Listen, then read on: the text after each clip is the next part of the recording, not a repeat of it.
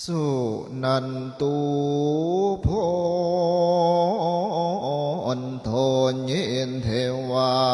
สังฆาอันดุลละอันเทพญดาเจ้าทั้งหลา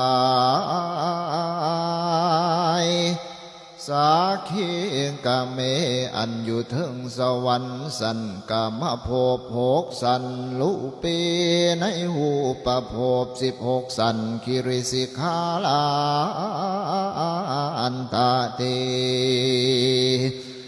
ถึงยอดเขาแหลงเหวห่วยจันตริเควิมานี